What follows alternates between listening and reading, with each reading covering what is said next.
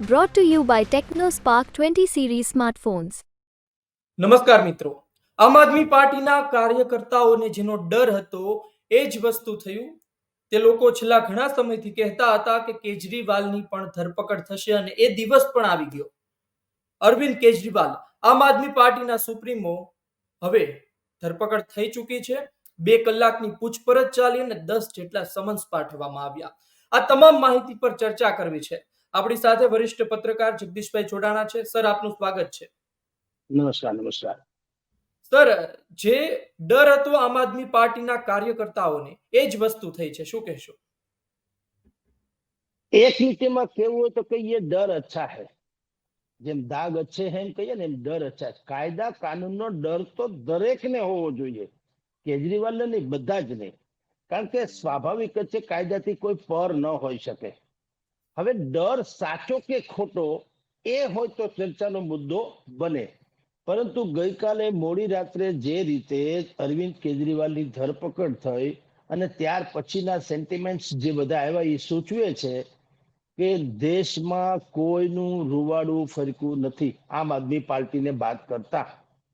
કારણ એવું છે કે તમને ઈડીએ 9 સમન્સ બજાવ્યો. જો ભાજપ જુદી ઘટના છે, ઈડી જુદી ઘટના છે અને કોર્ટ જુદી ઘટના છે.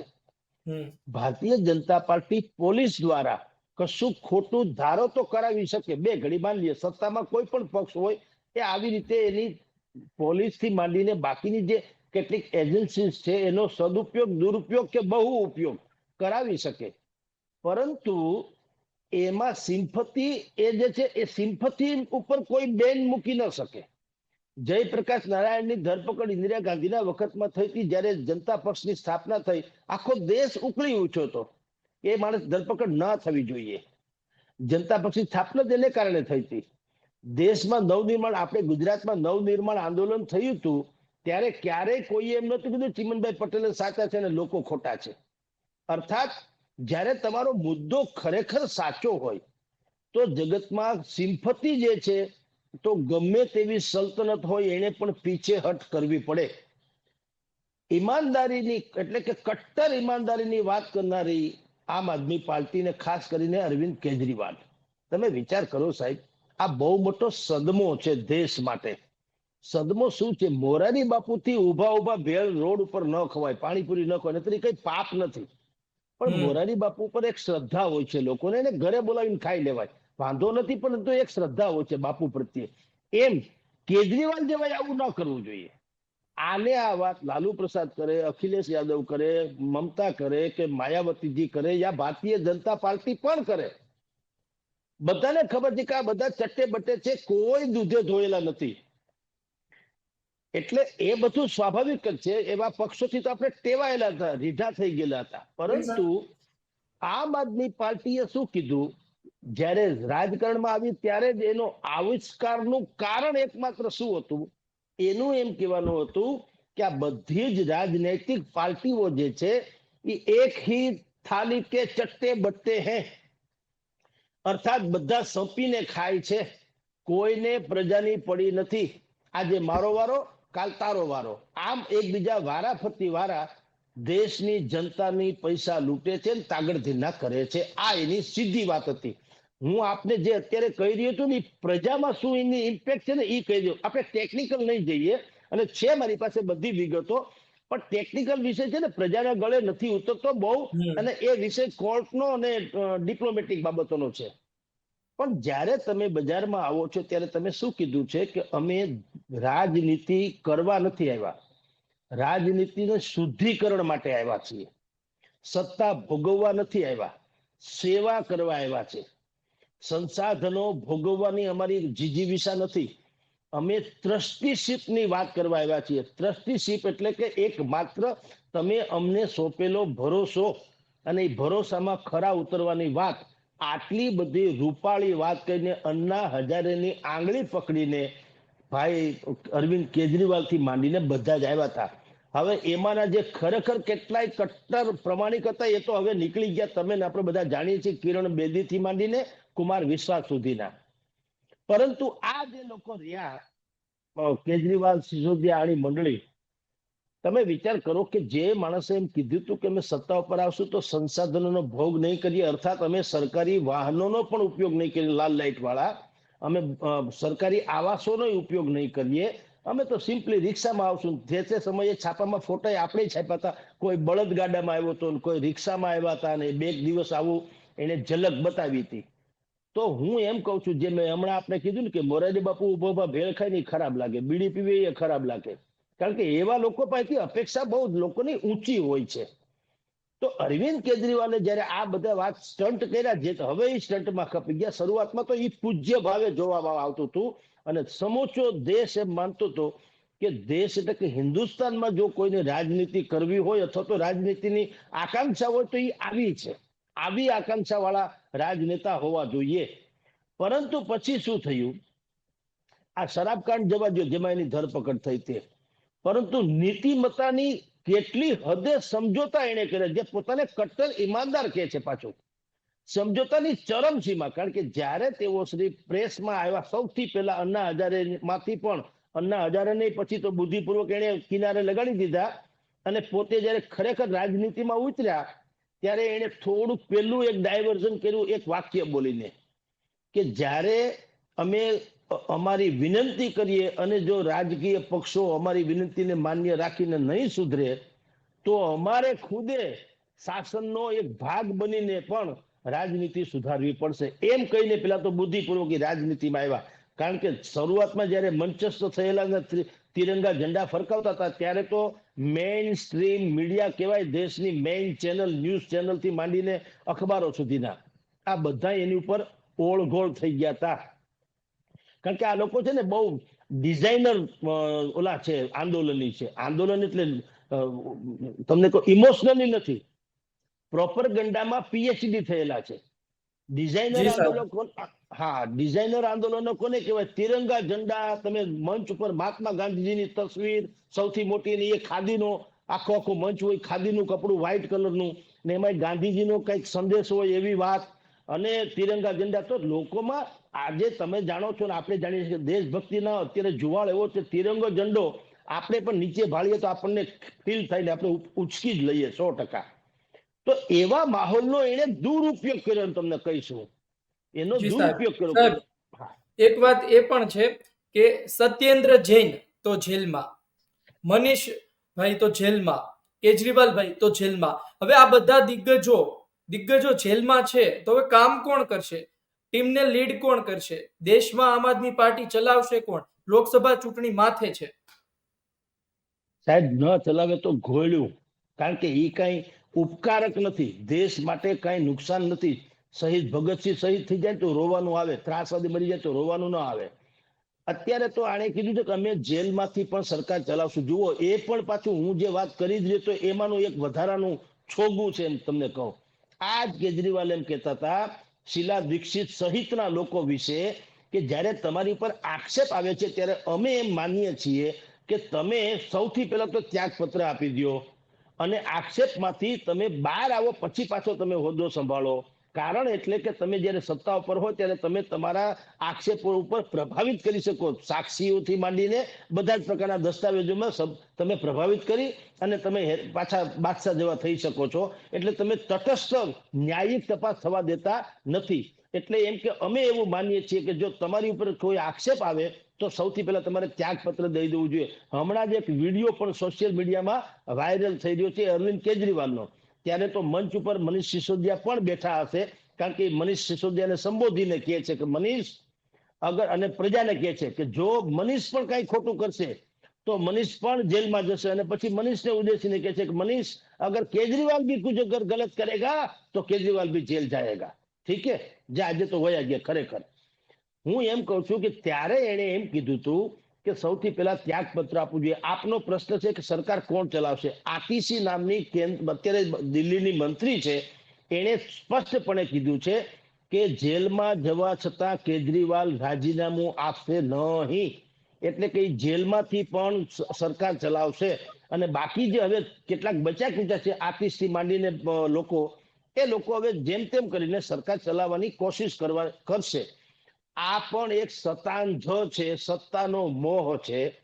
કારણ કે ઈડી જી જી સાહેબ, આપને લાગે છે કે આમ આદમી પાર્ટી જે ઇન્ડિયા ગઠબંધનમાં ગયું તેના કારણે આ સ્થિતિ સર્જાઈ હોય અને વિપક્ષ પ્રહાર કરતું રહ્યું છે ભારતીય જનતા પાર્ટી પર કે ઈડી નો દુરુપયોગ કર્યો છે? આપ શું માનો છો, ઈડી ની ભૂમિકા અને ઇન્ડિયા ગઠબંધનમાં કેજરીવાલનું સ્થાન? ઈડી નો, સીબીઆઈ નો સદુપયોગ જેમ થાય એમ દુરુપયોગ વર્ષોથી થતો જ આવ્યો છે, જેને વિપક્ષો દુરુપયોગ કહે છે. ખરેખર આનો ઉપયોગ થાય છે ને, બહુ ઉપયોગ થાય છે. સદુપયોગ ને દુરુપયોગ નહીં, બે વિરોધાભાસી શબ્દો છે. દરેક સરકાર, ઇન્દિરા ગાંધીની સરકાર વખતે પણ આમ જ થતું હતું. આ બંને એજન્સીઓ જે છે, સરકાર જેની હોય એને એના ગાડે બેસીને ગીત ગાય. આ 100% સાચી વાત છે, એમાં કોઈ શંકા નથી. અને હું તમને એક વસ્તુ કહું ભાઈ ધાર્મિક, કે આ જગતનો આ ઉસૂલ છે, એમાં સરકાર જ વાંકમાં છે એવું નહીં. મેં એક મેઇન સ્ટ્રીમ મીડિયાને કીધેલું કે તમે જ્યારે કોઈ પાસેથી આદર્શની અપેક્ષા રાખો છો, ત્યારે સૌથી પહેલા તમારે તમારી જાતને પણ આદર્શ માટે સાબિત તો કરવી જોઈએ. હું મારા આંગણે બાવળ વાવું ને હું એમ કહું મને કેરી થાય, ક્યાંથી કેરી ઉગે? તમારા આંગણે જયારે તમે બાવળ વાવો ત્યારે પ્રજા એવી નિષ્પક્ષ, પ્રજા એવી નિષ્ઠાવાન, પ્રજા એવી પ્રમાણિક છે? તમે વિચાર કરો, ગામનો દૂધમાં દૂધ દેવા આવનારા માણસને તમે પૂરતા પૈસા આપો છતાં એમાં સોડાઈ નાખી દે છે, મમરાઈ નાખી દે છે, ફલાણું શું કામ કરી નાખે છે? ભાઈ કોણ તમને ના પૈસા તો તમને આપે છે, પણ દરેક મીઠાઈ વાળો એમાં ભેળસેળ કરે છે. કેટલી અધોગતિની ચરમ સિવાય આપણે બધા છીએ. તો આમ આદમી પાર્ટીનું તમે ગઠબંધનનું કીધું, ગઠબંધનના તો બધા જ લોકો અડધા પડધા તો અમથાય જામીન ઉપર છે. એ લોકો કોઈ ધોળા બાદશાહ જેવા છે નહીં. બીજું જે 41 ભેગા થયા હતા એમાંથી હવે 23 નથી રહ્યા, 20 નથી રહ્યા. એવું બધું એક પછી એક જુદા તો પડતા ગયા છે. મમતા જુદી થઈ ગયા, અખિલેશ જુદા પડી ગયા, મહેબૂબા મુફ્તી જુદા પડી ગયા, અમર અબ્દુલ્લા જુદા પડી ગયા. કોણ એમાં છે? હવે બચ્યા કુચા આ જ લોકો છે. અને તમે કલ્પના કરો પ્રજાને કેટલું ખોટું પીરસવામાં આવી રહ્યું છે, કે દુરુપયોગની જે અત્યારે ઈડી સીડી ની વાત કરે છે કે દુરુપયોગ કરે છે. આપની જાણ કરતા જ્યારે ભારતીય જનતા પાર્ટી વિપક્ષમાં હતી ત્યારે સુષ્મા સ્વરાજે અને અરુણ જેટલીએ, જેણે આ ઇલેક્ટ્રોનિક બોન્ડની રચના કરી હતી, એ અરુણ જેટલી સ્વર્ગીય, આ બંનેના સ્ટેટમેન્ટ ઓન રેકોર્ડ છે.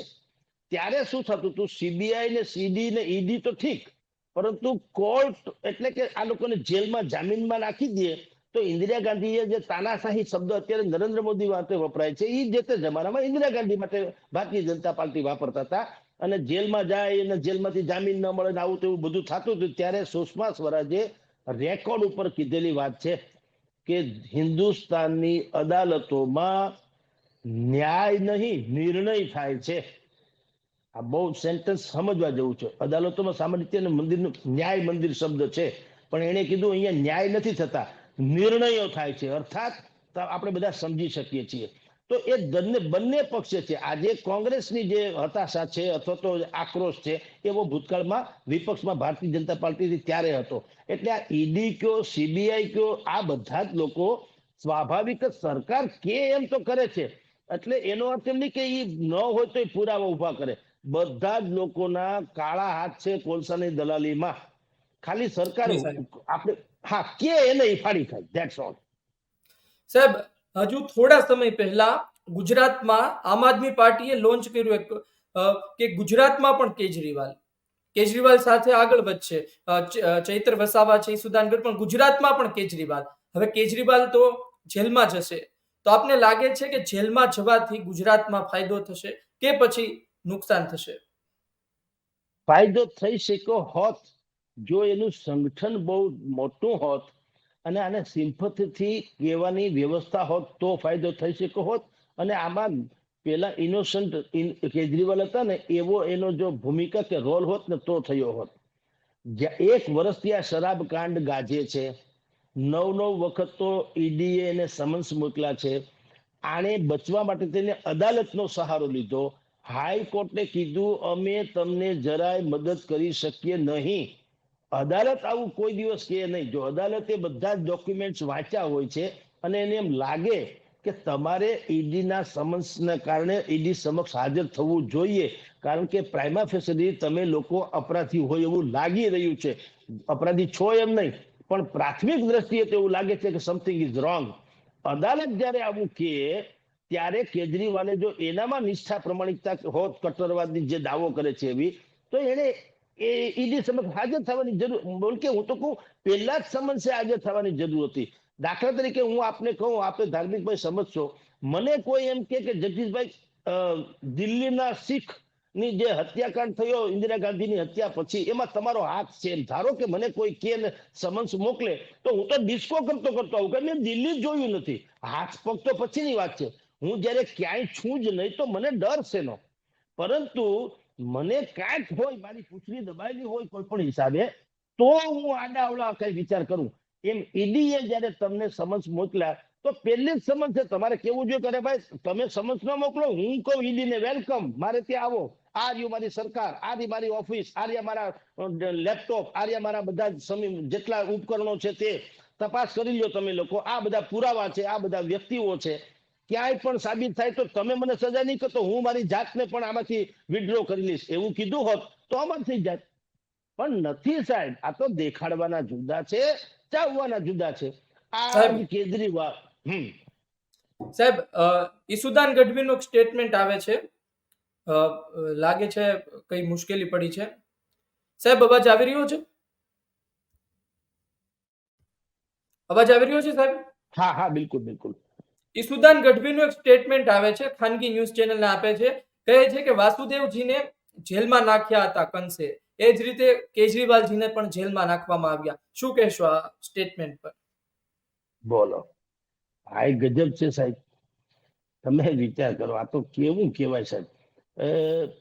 તમને એક પંક્તિ કહું છું કે नैतिकता की गिरती हुई तन्हाई तो देखो, जमानत पे भी मिलती है बधाई तो देखो. ભલા માણસ, ક્યાં કૃષ્ણ ભગવાન, ક્યાં ને ક્યાં કેજરીવાલ. આ જ વાંધો છે તમારો. તમે જે બોલો છો ને સાહેબ, હું એટલે જ કહું છું કે પ્રજામાં તમારા પ્રત્યે સહાનુભૂતિ પેદા થાય એવી એક થોડીક વાસ્તવિકતા તરફ લઈ જાઓ. કૃષ્ણ ભગવાને શરાબકાંડમાં પૈસા ખાધા હતા, જેલમાં નાખ્યા હતા, એવું હતું? બેવકૂફી જેવી વાત કરવાનો અર્થ શું છે? આ જ બધા લોકો, તમે વિચાર કરો, અહીંયા પર અહીંયા જે ઈશુદાન કહી રહ્યા છે એને તમે કહો કે તમે જે પરિશુદ્ધ રાજનીતિની વાત કરીને આવ્યા હતા, તમે પક્ષમાં લીધેલા જે બધા લોકો છે, હું તો તમને આ તો ઠીક છે, બાકી નામ જોગ કહી શકું એમ છું, એ વ્યક્તિના દુર્ગુણોનો ઇતિહાસ કાઢો તો પાના ને પાના ભરાય. આપણી ભાષામાં કહે તો આખો પૂર્તિ નીકળે એમ છે. તો તમે કરો એ લીલાને. હું એમ નથી કહેતો ભાજપ જ સારું છે, ભાજપ ભલે 10 ગણું ખરાબ છે, પણ દાઉદ ઉપર શંકા ન જાય. જો અજાણા મિત્ર કરતા જાણીતો શત્રુ વધુ સારો. દાઉદ ખરાબ છે તો ખબર જ છે. તો ભાજપને કોઈએ પવિત્ર ગાય મારી નથી. ભાજપ કયો, કોંગ્રેસ કયો, સપા કયો, મમતા કયો, જેટલા પણ પક્ષો અત્યારે અવેલેબલ છે, કોઈ કરતા કોઈ દેશનો નાગરિક એમ નથી માનતો કે આ નિષ્ઠાવાન, પ્રમાણિક ને હાવ ગાય જેવા છે, એવું કોઈ માનતું નથી. આ બધા એકબીજાની માથે રાખરી એવા છે, એવું દુનિયા આખી માને જ છે. નરેન્દ્ર મોદી એક કેવળ વિઝનરી ને સારો કર્મઠ માણસ છે, એને વાત કરતા એ ખર્ચાળ છે, એ પણ સામદામ દંડભેદ આચરે છે, એ પણ વિપક્ષને કોઈને છોડવા માંગતા નથી. આ વાત તો બચ્ચો જાણે છે. પાછું એવું નથી કે કોઈ ઓળખ થઈ ગયા કે આપણે પણ એના કોઈ અંધભક્ત થઈ ગયા.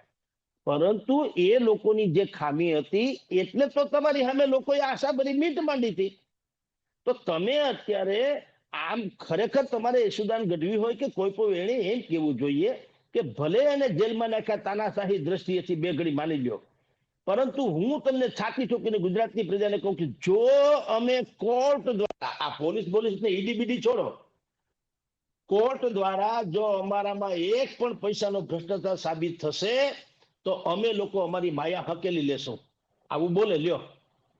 તો તમે યાર, હા, તો એ જ ઓબ્વિયસલી તમારે કેવું જોઈએ. તો અમે લોકો જે વાત કરવાની, અમને ઈસુદાનભાઈને કોઈ મત આપતા નહીં જાઓ, આમ આદમીને મત નહીં આપતા જાઓ. જો અમે આવી રીતે કોર્ટ દ્વારા, અદાલત અમને નક્કી કરે તો. હવે તમે અદાલતના નિર્ણય પણ જો ભારતીય જનતા પાર્ટીનો નિર્ણય છે એમ કયો તો ક્યાંથી મેળ પડે? આ જ આમ આદમી પાર્ટી 4 દિવસ પહેલા જયારે સુપ્રીમ કોર્ટે ઇલેક્ટ્રોનિક બોન્ડ વિશે જયારે કીધું કે આ ગેરકાનૂની છે, આને બંધ કરો અને બધા નામ અમને પાછા આપો, કોને કોને કઈ લોકોએ કોને કેટલા પૈસા આપ્યા, એમ જયારે કીધું ત્યારે આ જ આમ આદમી પાર્ટી તે માંડીને વિપક્ષો તમામ એમ કહેતા હતા કે ભારતીય જનતા પાર્ટીને પછડાટ આપી છે, ન્યાયતંત્ર મજબૂત છે એટલે અમને ગૌરવ છે ને ફલાણું છે ને ઢીકણું છે. હવે કેજરીવાલને પકડેલું પાછું ન્યાયતંત્ર ખરાબ. અને દેશનું લોકતંત્ર એ આખું જોખમમાં આવી જાય. એટલે સાહેબ તમને કઈક મુશ્કેલી પડે એવા સગવડિયા ધર્મ એમ ન ચાલે ને. બીજું તમે ગમે તેમ બોલો કે બકો, પ્રજા કાંઈ મૂર્ખ નથી સાહેબ, બધાને જી બધી સાહેબ. ખબર પડે છે. એન્ટરટેનમેન્ટ ની જેમ બધા જુએ છે. સાહેબ મારો છેલ્લો સવાલ છે, લોકસભા 2024 ની ચૂંટણી પૂરી થાય છે, કેજરીવાલ જેલમાં રહે છે, તો આપ આમ આદમી પાર્ટીને ક્યાં જુઓ છો? ના, એ ઉંબાડિયું સળગતું જ રાખશે. જેલમાં હોવું, લાલુ પ્રસાદ યાદવે કેટલા વર્ષ કન્વિક્ટ થઈને 4 વખત જેલમાં ગયા તો કઈ એની પાર્ટી તો ખતમ થઈ નથી ગઈ. આ લોકો રીઢા ગુનેગાર થી પણ બદતર હોય છે. ખભામાં કેસ ન હોય ને તો કાળું કૂતરું ઓળખતું નથી હોતી, એને ખબર છે. એટલે એ ઉંબાડિયા ચાલુ રાખશે, કારણ કે એ ન રાખે આ પાર્ટી તો એને નીકળવાના બારે ન આવે. આ તો જો ગમે એમ કરીને ઉલ્લુ બનાવીને પણ હજી પણ ક્યાંક 5 બેઠક મળી જતી હોય તો રાજકીય સમીકરણો કરી અત્યારે કેમ બેસી ગયા ને, લાલુ ની યારે બેસી ગયા, માયાવતી આપણે ભાઈની મમતા યારે બેસી ગયા તા ને.